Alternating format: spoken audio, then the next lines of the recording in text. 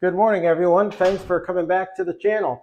I'm Dan. My wife Mary is running the camera, and we are Cameron Home Solutions. Storm prep. We get it. Generators are a very important part of hurricane prep, and we have one out in the garage. And most of you know already, we run liquid-cooled diesel generators, and it doesn't matter whether you have a propane or a natural gas generator or what you have. It's always good to have meters set up in your house so you know exactly what your generator is doing.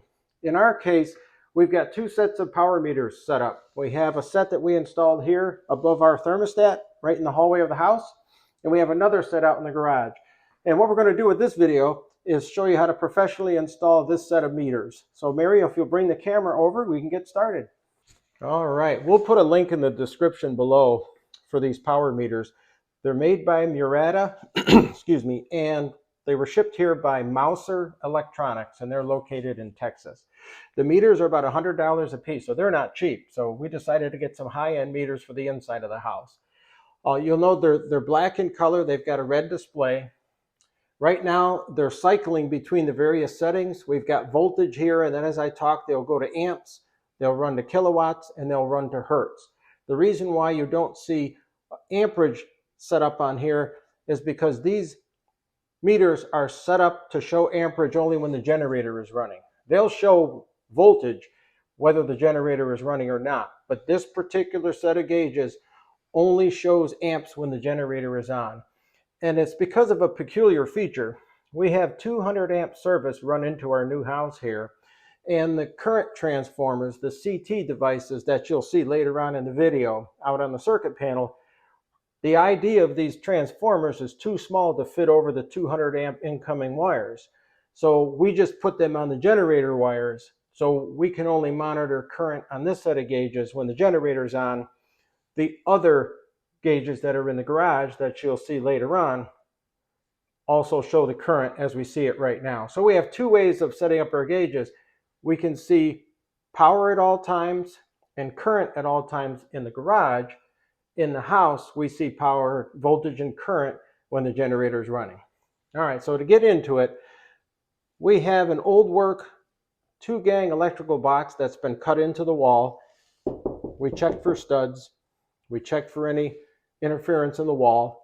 Then we cut out a hole, marked it up, leveled it up nice, put the old work box inside, and you'll see that in a few minutes. Then we took this panel and we made cutouts for the rocker switch. We made cutouts for 2 fuse holders, and we made cutouts for the 2 gauges. We have them listed as FPL/generator power meters. We can turn this on during an outage. I'm going to turn the rocker switch off right now, and this is normally how it would sit unless you want to see voltage and other power settings. We turn them on, and there you go. So as they load up, they get set to go. This particular set of meters is nice because they have a selection, an auto selection here. If I push this button for a few seconds, it turns the auto function off. I'll do the same on this gauge. And then what'll happen is it'll stay on whatever parameter you've got it set. So right now it'll just stay and read voltage all day long. We can change that to amperage, we can change it to hertz. So that's how they run. But generally what we do is we just leave them in the auto setting and let them cycle. The other thing you see here is a rocker switch. This is a 2-pole single throw rocker switch. We have 1 meter picking up power from the left leg out in the garage, 1 meter picking up power from the right leg in the garage. We have them running through the switch, so you have to have a double pole switch in order to turn on and turn off the meters at the same time. But remember, they run on separate legs. The other thing we have is a fuse holder here and a fuse holder here. These hold a 1/2 amp fuse. You can either use a quick acting fuse or a slow blow fuse, depending on what the meters call for. And what that's for is to protect the meters against overvoltage. Now, one thing I'll explain to you out in the garage is that it is possible to blow a meter if you get too much voltage into it. That's why we have the fuses. And at $100 a piece, we don't want to do that. The other thing is you can also blow a meter if you run too much current through the current transformer wiring, and if they cross each other. We'll talk about that outside. Mary is now going to pause the video, and we're going to take this meter assembly off so you can see how we attach it to the wall. All right, we're taking off the last screw here. And this will open the box up, and if Mary needs to adjust the camera, she'll do that. So we've got the panel ready to come out, and what I'm going to do is just simply flip the meter up. And what we first see is this is the wire set that's coming from the circuit panel. It's an 18 gauge, 8 wire stranded wire set. So that's 18 gauge, 8 wires. We need 7 wires for this hookup, but I always put in, I should say Mary and I always put in an extra wire in case we ever need it. The green wire here is not used at this time, but if we need it as an extra, we can.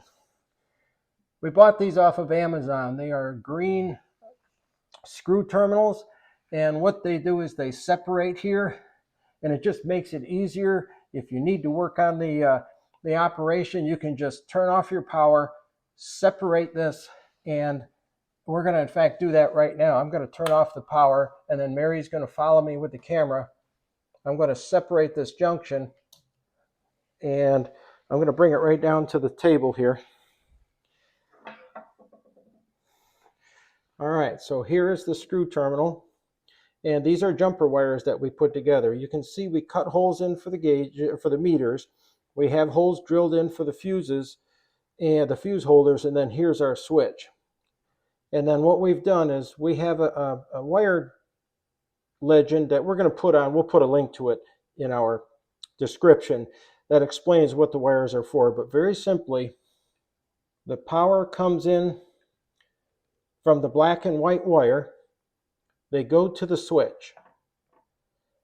And then one wire goes off through a fuse holder and goes to the right meter. The other wire goes through the switch, through the fuse holder, and goes into the left meter. The third wire you see here is a neutral wire, so it's power for the right meter, power for the left meter, and then neutral. And that neutral wire connects both meters with this jumper here. Then we need 4 more wires. We need 2 wires off the left meter to operate to guide the input from the current transformer that's hooked out in the circuit box into the panel meter. That's here. And then the blue and brown wires are hooked here. So it's a very simple setup. It looks a little complicated. Feel free to stop the video and rewind. We wanted a way to shut the power off. That's why we have a double pole, single throw switch.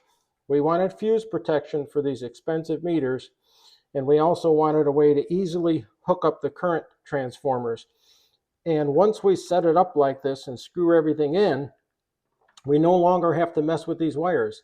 So Mary just unpaused the video, got it going again.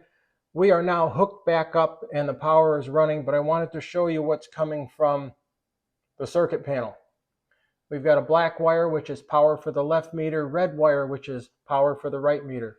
We have neutral, which is the neutral wire where the current goes back through out to the circuit panel, and that spreads to both meters. If you put gauges in, it's the same kind of thing. The blue and brown wire run current transformer hookups for 1 meter, and then the yellow and orange run for the other. And we have the same nomenclature for the other meter set in the garage. That's a different set of gauges. It's a different type of gauges, but the operation is the same. Mary's going to go ahead and pause, and then we're going to put this together and head out to the garage. Our circuit panel right here, it's a 200 amp service, and it's a square D setup. Right here we have it's kind of hard to see with the black. Mary's going to move the camera closer, and you'll note that we have our breakers labeled. This is our generator interlock for our generator breaker. This is our 200 amp breaker. This box is actually kind of an upside down configuration from what you normally see. What we're going to do now is pause the video and just take off the circuit panel box, and then we'll finish up showing the wires. All right, so we've got the panel opened up, and I'm going to use a laser pointer here. We're going to show that this is the wire coming in from the meters. It's 50 feet on the other side. Those meters about 30 feet away from us, but it takes 50 feet to get there with wire. So we ordered a 50-foot roll of 18/8. We put it in the corner. We took the neutral and we ran the neutral down the side, nice and neat along the wires. You want to do everything neat when you're dealing with electricity. And then we bonded it here to the neutral bus bar. The other 7 wires run down the side. I already mentioned to you that the green wire is not in use at this time, so it just gets nutted off here at the bottom. Then we have the red and black wire that come down the side. And the red hooks to a pigtail here, and the black hooks to a pigtail on the other side. Now there are actually 2 meters attached here. The other meter wiring is attached in the back. The reason why we have this, in our jurisdiction, you can only put 1 wire into a breaker of this type. If you want to do multiple wires, you have to put a pigtail off of the breaker and then do your connections using a wire nut. Only then can you hook into the breaker safely. So we're using breakers 6 and 8. That gives us our right leg and left leg. So that's how we hook to the meter. You can already see this up top. We have another 18/8 wire coming down through, and that's for the second set of meters that's inside the garage. Before we talk about those meters, I just wanted to make sure you understood why that was there. And we also wanted to show you that that neutral wire runs down the side and is neatly put into the neutral bus bar. Mary's going to work to zoom the camera in now. Right here, we have the CTs. These are the current transformers, and you can see they're a little small. They're too small to go over our big feed wires, so we can only use them here on the generator wire. It's just the way it is. So we have them connected here, so when the generator fires up and the power comes through, we can read the current off the generator, but here we can read the voltage, whether we're running on generator or with FPL power. If Mary shows down here, I'll spread my fingers, we've got a current transformer held in place with a gentle tightening of a zip tie. These are on each of the power legs.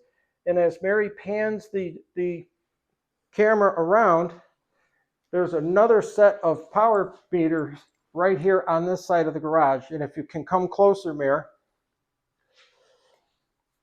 these show, these are DROK gauges. They're a little different than the meters, but they do the same function as the meters located inside. We have 2 half-amp fuses, and we also have switches on these. We haven't done anything yet with them, but they are both double pole, double throw switches in case we want to switch from one current transformer to another. We'll get into that at another time. This should be good detail to show you how to professionally install power meters in your home so you can run a generator and monitor your power on a daily basis. If you have any questions, send us a comment. We hope you liked the video, and we hope you got a lot out of it. So have a great day.